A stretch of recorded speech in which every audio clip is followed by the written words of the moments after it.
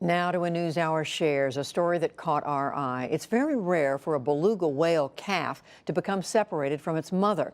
So when a team of veterinarians discovered one on a rocky Alaska beach, they went into overdrive to save the endangered whale, whose numbers have been declining in Cook Inlet. From Alaska Public Media, Valerie Kern sent this profile of the woman who led the rare rescue.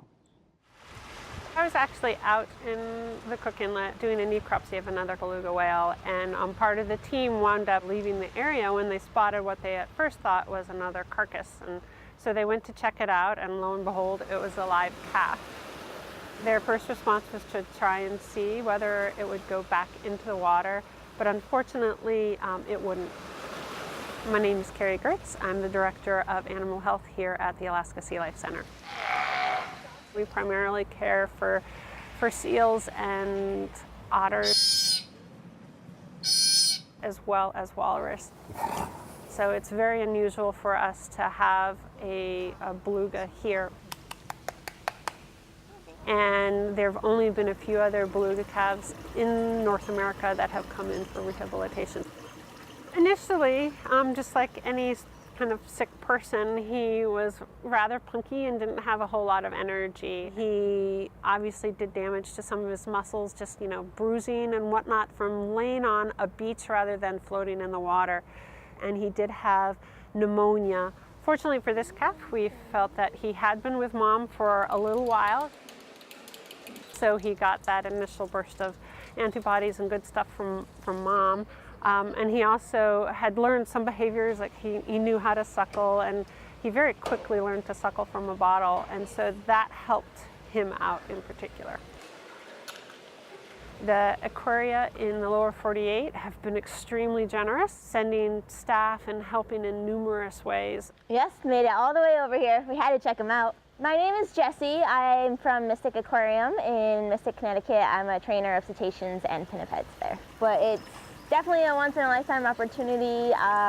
This is my first day in with him in the water, and it's amazing. The trust that he has for us and the willingness of him to come over, not only for his bottle, but for tactile, and just that interaction is awesome. The baby beluga. Over time, we've been able to let him spend more time on his own. He also, we can tell when he's moving his head, he's working on his echolocation and exploring, and he certainly interacts a lot with people and play with them.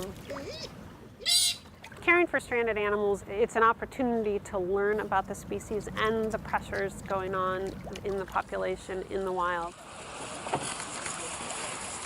This is the first beluga from Cook Inlet that we've been able to do a hearing test on.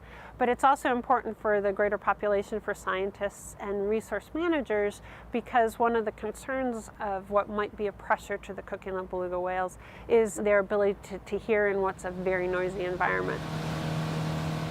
So having that information will help scientists better understand potential impacts to the population.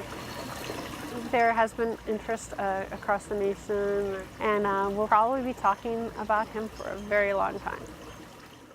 When the young calf is healthy enough, he will be moved to a new facility, but will not return to the ocean since he has become dependent on humans for survival.